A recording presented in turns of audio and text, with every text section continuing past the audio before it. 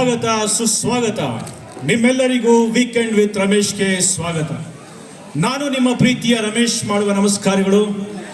ಇಂದು ನಮ್ಮ ಮಧ್ಯೆ ಈ ಹಾಟ್ ಸೀಟ್ನಲ್ಲಿ ಯಾರು ಅತಿಥಿ ಕೂತ್ಕೊಳ್ತಿದ್ದಾರೆ ಅನ್ನೋದು ಎನಿ ಗೆಸಸ್? ಓಕೆ, ಇವರು ಕರ್ನಾಟಕದ ರತ್ನ ಅಲ್ಲ, ಭಾರತ ರತ್ನ ಅಲ್ಲ, ವಿಶ್ವಕ್ಕೆ ರತ್ನ. ಏಕೆಂದ್ರೆ ಪ್ರಪಂಚದಲ್ಲಿ ಅತಿ ಹೆಚ್ಚು ಅಭಿಮಾನಿಗಳನ್ನ ಹೊಂದಿರ್ತಾರೆ, ತುಂಬಾ ತಿಳ್ಕೊಂಡಿದ್ದಾರೆ. ಆದರೆ ಏನು ಓದಿದಾರೋ ಗೊತ್ತಿಲ್ಲ, ಒಂದು ಪುಸ್ತಕನೂ ಬರೆದಿಲ್ಲ. ಆದರೆ ಇವ್ರ ಮೇಲೆ ಬರೆದಿರ್ತಕ್ಕಂಥ ಪುಸ್ತಕಗಳಿಗೆ ಲೆಕ್ಕವೇ ಇಲ್ಲ. ಅದರಲ್ಲೂ ಪ್ರಪಂಚದಲ್ಲಿ ಅತಿ ಹೆಚ್ಚು ಪ್ರಿಂಟ್ ಆದಂಥ ಒಂದು ಪುಸ್ತಕ ಇವರ ಹೆಸರಲ್ಲಿದೆ.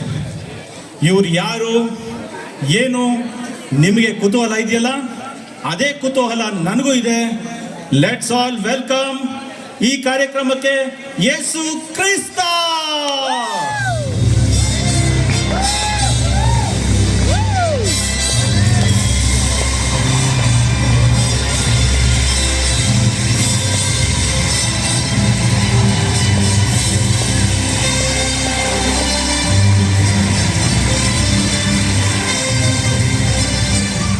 ಪ್ಲೀಸ್ ಕಮ್ ಕೂತ್ಕೊಳ್ಳಿ.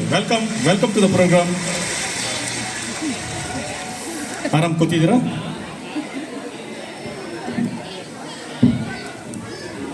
ಓಕೆ, ಇವರು ಲೋಕರಕ್ಷಕ, ಜಗತ್ತಿನ ಪಾಪಗಳನ್ನು ಪರಿಹರಿಸಲು ಬಂದವರು ಎಂದು ನಂಬಲಾಗಿದೆ. ಒಂದು ರಾಜ್ಯದಲ್ಲಿ ರಾಜ್ಯಪಾಲ ಇಡೀ ರಾಜ್ಯವನ್ನ ನೋಡ್ಕೊಳ್ತಿರ್ತಾನೆ. ಆದರೆ ಇವರು ಲೋಕಕ್ಕೆ ಪಾಲಕ, ಅಂದರೆ ರಾಜ್ಯಪಾಲನಿಗಿಂತ ದೊಡ್ಡವರು. ಆದರೂ ಯಾವುದೇ ರಾಜಮನೆತನಕ್ಕೆ ಸೇರಿಲ್ಲ, ಅರಮನೆ ಅಂತೂ ಕಂಡೇ ಇಲ್ಲ. ಹುಟ್ಟಿದ್ದು ಒಂದು ಕುಗ್ರಾಮ ಬೆತ್ಲೆಹೇಮ್ನಲ್ಲಿ. ಅದರಲ್ಲೂ ದನದ ಕೊಟ್ಟಿಗೆಯಲ್ಲಿ ಇವರ ಜನ್ಮ ಆಗುತ್ತೆ. ತಂದೆ ಒಬ್ಬ ಬಡ ಕಾರ್ಪೆಂಟರ್ ಜೋಸೆಫ್ ಅಂತ, ತಾಯಿ ಮರಿಯಮ್ಮ. ಬನ್ನಿ, ಈಗ ಯೇಸು ನಮ್ಮ ಮಧ್ಯೆ ಇದ್ದಾರೆ. ಅವರ ಬಾಲ್ಯ ಮತ್ತು ಜೀವನವನ್ನ ತಿಳ್ಕೊಳ್ತಾ ಹೋಗೋಣ. ಸರ್ ನಮಸ್ಕಾರ. ನಿಮ್ಮ ಜೀವನ ಮತ್ತು ಎಲ್ಲ ಸಾಧಕರಿಗಿಂತ ಭಿನ್ನ ಮತ್ತು ವಿಭಿನ್ನ ಅಂತ ಕೇಳಿದ್ದೀವಿ. ನೀವು ದೇವರು, ಸರ್ವಶಕ್ತರು, ಏನ್ ಮಾಡಿದ್ರು ನಡೀತಾ ಇತ್ತು. ಆದ್ರೂ ಕೂಡ ನೀವು ಬಡತನದಲ್ಲಿ ಹುಟ್ಟಿದ್ರಿ, ದನದ ಕೊಟ್ಟಿಗೆಯಲ್ಲಿ ಹುಟ್ಟಿದ್ರಿ. ಯಾಕೆ ಒಂದು ರಾಜಮನೆತನದಲ್ಲಿ ಹುಟ್ಟಬಹುದಾಗಿತ್ತಲ್ವಾ? ನಾನು ರಾಜ ಎಂಬ ಅರ್ಥವನ್ನು ಹೊಸದಾಗಿ ಜಗತ್ತಿಗೆ ತಿಳಿಸಲು ಆ ರೀತಿ ಹುಟ್ಟಬೇಕಾಯಿತು. ಈ ರಾಜ ಸೇವೆ ಮಾಡಿಸಿಕೊಳ್ಳಲು ಅಲ್ಲ, ಸೇವೆ ಮಾಡಲು ಬಂದಿದ್ದಾನೆ. ಅದಕ್ಕಾಗಿ ಇಲ್ಲಿ ಬರಬೇಕಾಯಿತು. ವಾವ್, ತುಂಬ ತಿಳ್ಕೊಂಡಿದ್ದೀರಾ ಸರ್. ಅಂದಂಗೆ ನೀವು ಏನು ಓದಿದ್ದೀರಾ? M.Com, B.Com, B.Sc ಏನು ಓದಿದ್ದೀರಾ? ಓದಿದ್ದು M.Com. ನಾನೇನೋ ತಮಾಷೆ ಮಾಡಿದೆ, ನೀವು ನೋಡಿದ್ರೆ ನನಗಿಂತ ತಮಾಷೆ ಮಾಡ್ತಿಲ್ಲ ಸರ್. ಆಗೆಲ್ಲ M.Com, B.Com ಇದೆಲ್ಲ ಇರಲಿಲ್ವಲ್ಲ? ಹೌದು, ಇರಲಿಲ್ಲ. M.Com ಅಂದರೆ ಮೋಕ್ಷವನ್ನು ಬರಮಾಡಿಕೊಳ್ಳುವುದು. ಇದನ್ನು ಯಾರು ಬೇಕಾದರೂ ಕಲಿಬಹುದು. ನಾನು ಕಲಿತೆ, ಬೇರೆಯವರಿಗೂ ಕಲಿಸಲು ಬಂದೆ. Nicely sir, super. ಅಂದಂಗೆ ನೀವು ಚಿಕ್ಕವರಾಗಿದ್ದಾಗ ನಿಮ್ಮ ತಂದೆ ಜೊತೆ ಕೆಲಸ ಮಾಡ್ತಾ ಇದ್ದುದು, ಈ ಥರದ್ದು ಏನಾದರೂ ನೆನಪುಗಳಿದ್ರೆ ನಮ್ಮ ಜೊತೆ ಹಂಚ್ಕೋಬೋದಾ? ನಾನು ಚಿಕ್ಕವನಾಗಿದ್ದಾಗ ನಮ್ಮಪ್ಪ ಮರಗೆಲಸದಲ್ಲಿ ತುಂಬ ಬ್ಯುಸಿಯಾಗಿರ್ತಾ ಇದ್ರು. ನಾನು ಸಣ್ಣ ಪುಟ್ಟ ಕೆಲಸದಲ್ಲಿ ಅವ್ರಿಗೆ ಸಹಾಯ ಮಾಡ್ತಾ ಇದ್ದೆ. ಮನೆ ತುಂಬ ಬರೀ ಮರದ ತುಂಡುಗಳೇ. ಆ ತುಂಡುಗಳೇ ಮುಂದೆ ನನ್ನ ಗುರುತಾಯಿತು, ಅದೇ ಶಿಲುಬೆ. ಓ, ನಿಮ್ಮನ್ನು ನೋಡಲಿಕ್ಕೆ ಯಾವುದೋ ಸ್ಪೆಷಲ್ ಗೆಸ್ಟ್ ಬಂದಿದ್ದಾರೆ ನೋಡಿ. Welcome to Weekend with Ramesh. Please come sir, please come, ಕೂತ್ಕೊಳ್ಳಿ. ಸರ್, ನಿಮ್ಮ ಮಗನ ಬಗ್ಗೆ ಮಾತಾಡ್ತಾ ಇದ್ವಿ. ನಿಮಗೆ ಅವರ ಬಾಲ್ಯದ ಬಗ್ಗೆ ಏನಾದರೂ ನೆನಪಿದ್ರೆ ನಮ್ಮ ಜೊತೆ ಹಂಚ್ಕೋಬಹುದು, ದಯವಿಟ್ಟು ಪ್ಲೀಸ್.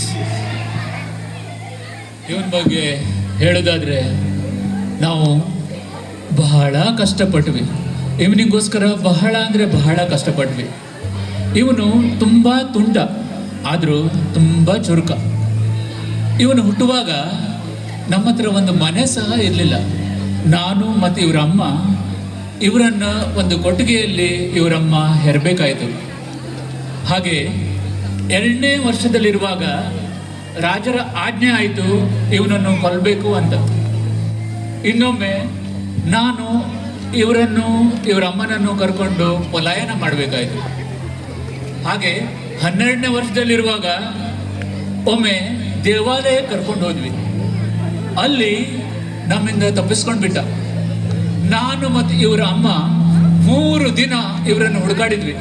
ಕೊನೆಗೂ ಒಂದು ದೇವಾಲಯದಲ್ಲಿ ಸಿಕ್ಕಿದ. ಅಲ್ಲಿ ನೋಡಿದರೆ ಮೇಧಾವಿಗಳ ಜೊತೆ, ಪಂಡಿತರ ಜೊತೆ ಪವಿತ್ರ ಪುಸ್ತಕ ಇಟ್ಕೊಂಡು ವಾದ ಮಾಡ್ತಾ ಇದ್ದ. ಓ, ತುಂಬಾನೇ ಕಷ್ಟಪಟ್ಟಿದ್ರಿ ಸರ್. ತುಂಬಾ ಥ್ಯಾಂಕ್ಸ್. ನೀವು ತುಂಬಾ ವಿಷಯಗಳನ್ನ ಹಂಚ್ಕೊಂಡ್ರಿ. ದಯವಿಟ್ಟು ಕೂತ್ಕೊಳ್ಳಿ ಪ್ಲೀಸ್. ಅಂದಂಗೆ ನೀವು ವೇದ ಪಂಡಿತರು ಅಂತ ಹೇಳ್ತಾ ಇದ್ರಲ್ವಾ, ಒಬ್ರು ಪಂಡಿತರು ನಮ್ಮ ಜೊತೆ ಮಾತಾಡಬೇಕು ಅಂತ ವಿಡಿಯೋ ರೆಕಾರ್ಡ್ ಮಾಡಿ ಕಳಿಸಿದ್ದಾರೆ. Let's see video please.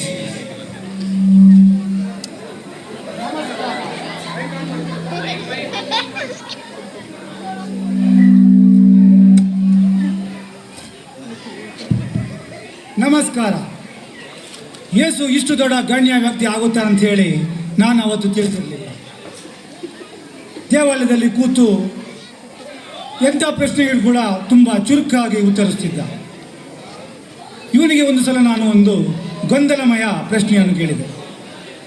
ನಾನು ಕೇಳಿದೆ, ಕೋಳಿ ಮೊದಲ ಮೊಟ್ಟೆ ಮೊದಲ ಅಂತ. ಅದಕ್ಕೆ ಅವರು ಕೊಟ್ಟ ಉತ್ತರ ಕೇಳಿ ನಾವೆಲ್ಲರೂ ದಿಗ್ಭ್ರಾಂತರಾದೆವು.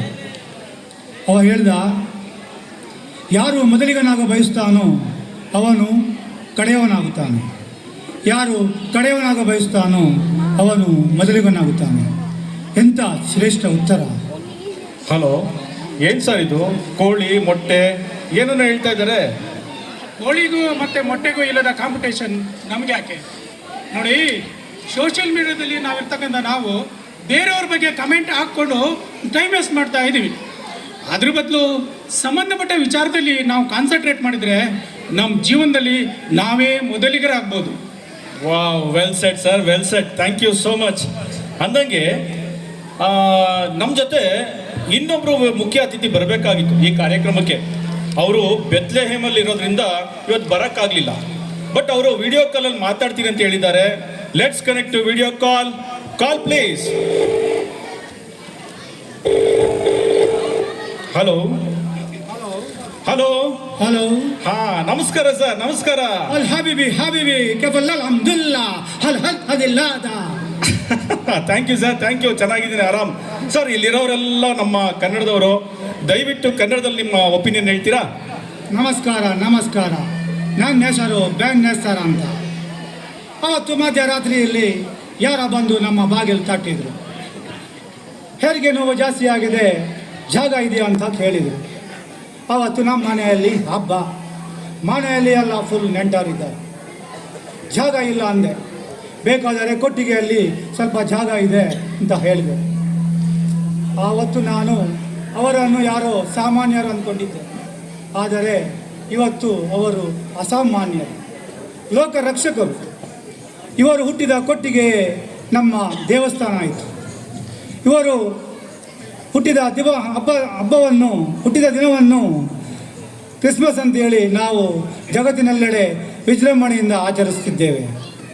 ಹಲ್ ಹಬೀಬಿ ಹಬೀಬಿ ಹಬೀಬಿ ಹಬೀಬಿ ಹಬೀಬಿ. Thank you so much. Thank you sir, thank you so much. ಅಮ್ಮ, ನಮ್ಮ ಒಬ್ಬರು ಗಣ್ಯ ವ್ಯಕ್ತಿ ಹೇಳ್ತಾ ಇದ್ರು ಅಸಾಮಾನ್ಯರು ಅಂತ. ಅಂದಂಗೆ ನಿಮ್ಮ ಮಗ ಚಿಕ್ಕವನಿದ್ದಾಗ ಕಳ್ತನ ಮಾಡಿದ್ದು, ಸುಳ್ಳು ಹೇಳಿದ್ದು, ಮಾಡಿ ಸಿಕ್ಕಾಕೊಂಡು ನಿಮ್ಮ ಕೈಯಲ್ಲಿ ಏಟ್ ತಿಂದಿದ್ದು, ಈ ಥರ ಏನಾದರೂ ಘಟನೆಗಳು ಹೇಳ್ಬೋದಾ ನಮ್ಮ ಜೊತೆ? ಖಂಡಿತವಾಗಿ. ಇವನು ಚಿಕ್ಕವನಿರುವಾಗ ತುಂಬಾ ಕಳ್ತನ ಮಾಡ್ತಿದ್ದ. ಓ, ಇವ್ರ ಅಜ್ಜಿ ಅಂದ್ರೆ ನಮ್ಮಮ್ಮ ಇವನು ಹುಟ್ಟುಹಬ್ಬಕ್ಕಂತ ತಿಂಡಿಗಳನ್ನ ಮಾಡ್ಕೊಂಡು ತರೋರು. 2 ದಿನದಲ್ಲಿ ಮಂಗಮಾಯ, ಎಲ್ಲಿ ಹೋಗುತ್ತೆ ಆ ತಿಂಡಿಗಳೆಲ್ಲ ಅಂತ ಇವ್ರನ್ನ ಹಿಂಬಾಲಿಸ್ಕೊಂಡು ಹೋಗುವಾಗ ಇವರು ತಿಂಡಿಗಳನ್ನೆಲ್ಲ ತಗೊಂಡೋಗಿ ಬಡವರಿಗೂ ಭಿಕ್ಷುಕರಿಗೂ ಹಂಚ್ತಿದ್ರು. ಇದನ್ನು ತಿಳಿದ ಅವರ ಅಜ್ಜಿ ಪ್ರತಿ ಸಲ ಇವನು ಹುಟ್ಟಿದ ಹಬ್ಬಕ್ಕೆ ಬರುವಾಗ ಡಬ್ಬಿಗಟ್ಲೆ ತಿಂಡಿ ಮಾಡ್ಕೊಂಡು ತರೋರು. ಎಲ್ಲಾರ್ಗೂ ಹಂಚಿ ಸಂತೋಷ ಪಡ್ಲಿ ಅಂತ. ಓಹ್, ಅಜ್ಜಿ ಬೇರೆ ಇದ್ದಾರಾ? ಅವ್ರ ಹೆಸರೇನು? ಎಲ್ಲಿದ್ದಾರೆ? ಹೌದು, ಅನ್ನ ಅಂತ. ಅವರು ಇಲ್ಲೇ ಎಚ್ ಎಲ್ ಕ್ಯಾಂಪಸ್ ಇದೆ ಅಲ್ಲ, ಅಲ್ಲಿರೋ ಒಂದು ಚರ್ಚಲ್ಲಿ ಇದ್ದಾರೆ. ಅವರಿಗೆ ಬನ್ನಿ ಅಮ್ಮ ವೀಕೆಂಡ್ ವಿತ್ ರಮೇಶ್ ಹೋಗೋಣ ಅಂತ ಕರೆದೆ. ಬನ್ನಿ ಅಮ್ಮ ವೀಕೆಂಡ್ ವಿತ್ ರಮೇಶ್ ಹೋಗೋಣ ಅಂತ ಕರೆದೆ. ಆದರೆ ಅವರು ನನ್ನ ಮೊಮ್ಮಗನ ಹುಟ್ಟಹಬ್ಬ ಬರ್ತಾ ಇದೆ, ಚರ್ಚೆಲ್ಲ ಕ್ಲೀನ್ ಮಾಡಬೇಕು, ಡೆಕೋರೇಷನ್ ಮಾಡಬೇಕು, ಅದಲ್ಲದೆ ನಮ್ಮ ಫಾದರ್ ಬೇರೆ ತುಂಬ ಸ್ಟ್ರಿಕ್ಟ್, ನನ್ನನ್ನೆಲ್ಲೂ ಹೊರಗೆ ಬಿಡಲ್ಲ, ಅದಕ್ಕೆ ನೀವು ಹೋಗಿ ಬನ್ನಿ ಅಂತ ಹೇಳಿ ನಮ್ಮನ್ನು ಕಳಿಸ್ಕೊಟ್ರು. ಹೌದೌದು, ಫಾದರ್ ತುಂಬ ಸ್ಟ್ರಿಕ್ಟ್. ಅಂದಾಗೆ ಸರ್, ನಿಮ್ಮ ಅಮ್ಮ ನಿಮ್ಮ ಬಗ್ಗೆ ತುಂಬ ವಿಷಯ ಹಂಚ್ಕೊಂಡ್ರು. ನಿಮ್ಗೇನು ಅನಿಸುತ್ತೆ ನಿಮ್ಮ ಅಮ್ಮ ಬಗ್ಗೆ? ಅಮ್ಮ ನನ್ನ ಮೊದಲ ಗುರು, ಮೊದಲ ಸ್ನೇಹಿತೆ, ಮೊದಲ ಪ್ರೇರಣೆ. ಅವರ ಅಕ್ಕರೆಯ ಮಾತು, ತಾಳ್ಮೆಯ ನೋಟ, ಮೌನಯುತ ಪ್ರಾರ್ಥನೆ ನನ್ನ ಜೀವನದ ಪ್ರತಿಯೊಂದು ಹೆಜ್ಜೆಯಲ್ಲೂ ನನಗೆ ಶಕ್ತಿ ಕೊಟ್ಟಿದೆ. ಅಮ್ಮ ಸೋ ಬ್ಯೂಟಿಫುಲ್. ಅವರಿಗೆ ಸದಾ ನನ್ನ ಬಗ್ಗೆನೇ ಚಿಂತೆ. ನಾನು ಏನೇ ಕಷ್ಟ ಆದರೂ ಅಮ್ಮ ಹತ್ರ ಹೇಳ್ಕೊಳ್ತಾ ಇದ್ದೆ. ಹಾಂ, ಅವರು ಉತ್ತಮ ಟೈಲರ್ ಕೂಡ. ಇವಾಗ ಹಾಕೊಂಬಂದಿನಲ್ಲ ಈ ಬಟ್ಟೆ ಕೂಡ ನಮ್ಮ ಅಮ್ಮನೇ ಹೊಲ್ದಿರೋದು. ಓ, ವೆರಿ ನೈಸ್, ವೆರಿ ನೈಸ್.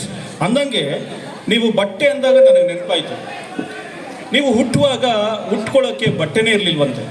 ಆದರೆ ಆಕಾಶ ತುಂಬೆಲ್ಲ ತುತ್ತೂರಿ, ಗಾನ, ಸಂಭ್ರಮಗಳು. ನಿಮ್ಮನ್ನು ನೋಡಲಿಕ್ಕೆ ಎಲ್ಲಿಂದಲೋ ರಾಜರು ಎಲ್ಲ ಬರ್ತಿದ್ರಂತೆ. ಅಂದಂಗೆ ರಾಜರ ಬಗ್ಗೆ ಮಾತಾಡ್ತಾ ಇದ್ರೆ ಯಾರೋ ಕುರುಬರು ಬಂದಿದ್ದಾರಲ್ಲ, ಇವ್ರು ಯಾರು? ಏನು ಸರ್, ನಿಮಗೂ ಇವ್ರಿಗೂ ಏನು ಸಂಬಂಧ?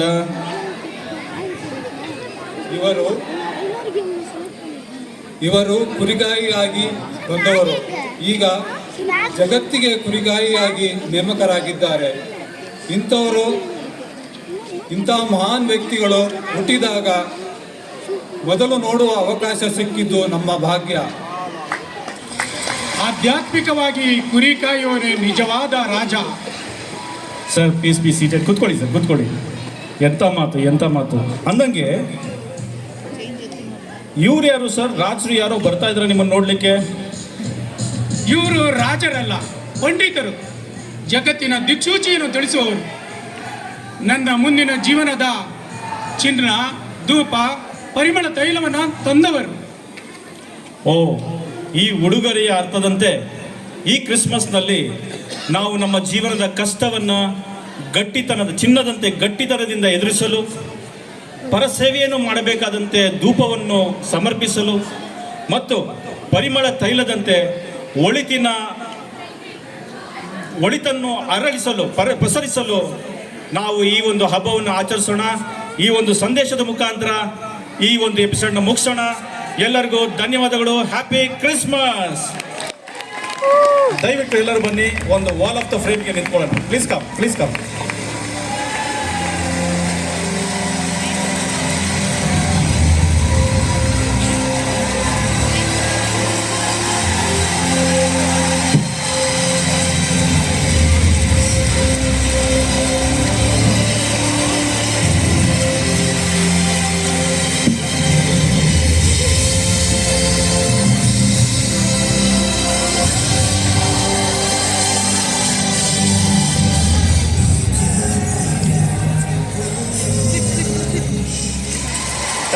Thank you so much.